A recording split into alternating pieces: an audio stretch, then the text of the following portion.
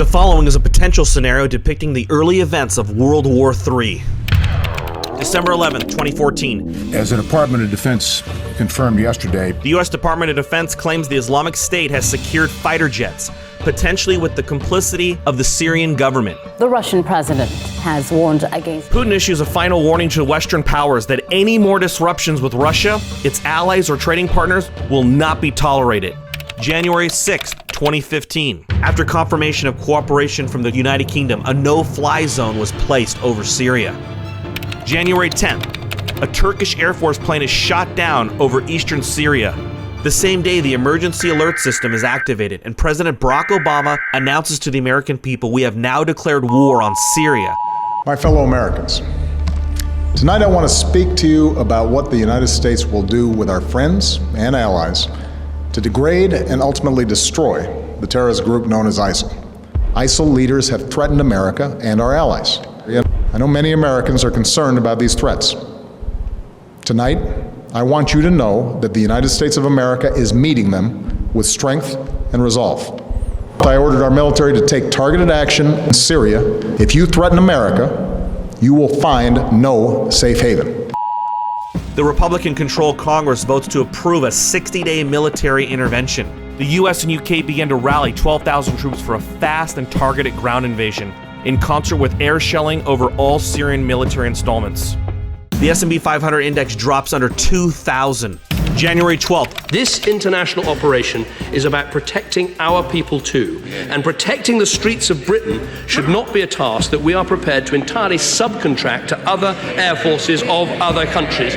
Riots erupt in London from mass public distaste of the new Middle Eastern war. Scotland begins the process to secede after a last-minute referendum receives a 61% majority of votes. 4 countries joined the Eurasian Economic Union, including Mongolia, and newly established independent Eastern Ukraine, entailing free trade and military cooperation. India is set to import a record 180 tons of gold for January and begins talks with Russia for an increased bilateral trade. January 20th. The US decides to send forces without UK cooperation and sends a lackluster army of 5,000 American troops arrive in Turkey that push their way to Aleppo, Syria. In an attempt to demonize Democrats and anti-war activists, Fox has guests Jesse Ventura and Dennis Traynor. I think it's shameful, and I think that we need new leadership in this country that changes this war mentality that the United States of America has today. Which turns to chaos, and both guests state they would recommend burning draft cards if issued from the Selective Service. Days later, China does not attend the latest 5-year and 7-year Treasury note auction. The Federal Reserve announces a return to monthly asset purchases to maintain critical defense expenditures. February 11th, 2015. Unannounced Chinese military exercises off the coast of Taiwan lead to a standoff with a U.S. warship, following the discovery of a submarine in American waters. The White House releases a statement that it will not tolerate China manipulating the politics of sovereign states like Taiwan. Japan announces allegiance with the United States. Will continue to build a strong Japan-US alliance. And supplies 12 destroyers to patrol for Chinese warships in the Pacific. Through alternative news websites, it's discovered that on January 30th, secret talks with China for U.S. debt negotiations and to reevaluate gold at $3,200 an ounce and silver at $60 an ounce were denied by the Federal Reserve, and this caused the new hostilities with China. A hot mic catches Brazil's finance minister Levy remarking how they intend to sell at least half of their $262 billion in U.S. Treasury securities by the end of the year. Australia comes out in the open with gold price talk, noting they would accept up to $1,500 gold price to appease Chinese, but would follow any gold price the U.S. Treasury and Fed will set. Australian coal and gold mining workers go on strike, and China responds with sending 20,000 troops into Australia to, quote, secure China's industrial mineral investments. February 17th. The Pentagon is going to spend $7.5 billion to make emergency fixes to its nuclear weapons. The Pentagon allocates $11.9 billion package to modernize and ready nuclear armaments at the National Nuclear Security Administration plant in Kansas City. March 8th. U.S. troops have secured the northern half of Syria. Chairman of the Joint Chiefs of Staff, General Martin Dempsey, states the U.S. Army has confirmed that ISIS is working side by side with the Syrian government in fighting the American surge. Russians move in to support troops to Iran.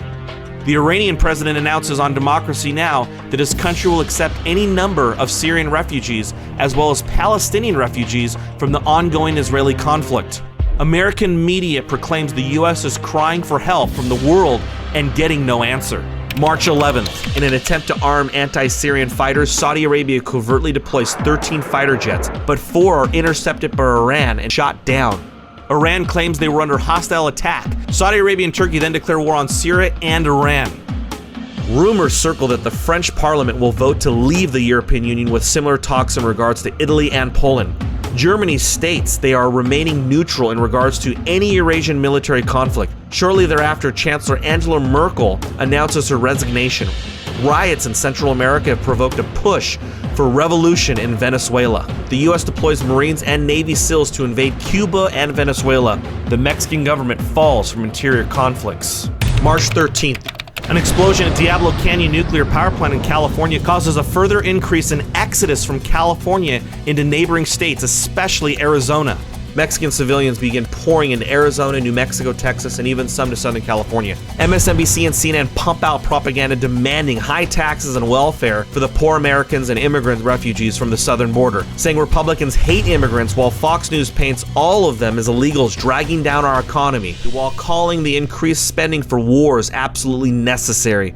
Obama prepares executive orders to give refugees American citizenship. We'll take steps to deal responsibly with the millions of undocumented immigrants who already live in our country. March 22nd, 2015, submarines went undetected to the U.S. West Coast, destroying key military targets in San Diego. Newly appointed Defense Secretary Ashton Carter announces the swift sinking of 3 Chinese submarines west of San Clemente Island. Secretary of State John Kerry appears live on CNN to declare the U.S. is now at war with China. Brazil, the next day after China's attack, announces their allegiance with China against the United States, halting all imports and exports and an intent to sell their $262 billion in Treasury securities at the earliest possible auction. Senator Bernie Sanders proposes a bill to nationalize all Chinese investments in the United States. The New York Stock Exchange is shut down. CEO Alex Lundy states the drop in the markets from the S&P 1600 to 900 was a glitch caused by a hack perpetrated by the Russian Foreign Intelligence Service. Senator John McCain, in a closed-door meeting with President and joint military chiefs, announced war with Russia, stating that Russia, along with China, have been fighting a cyber war against the U.S. for at least 2 years. What could happen next? See our ending at crushthestreet.com/war.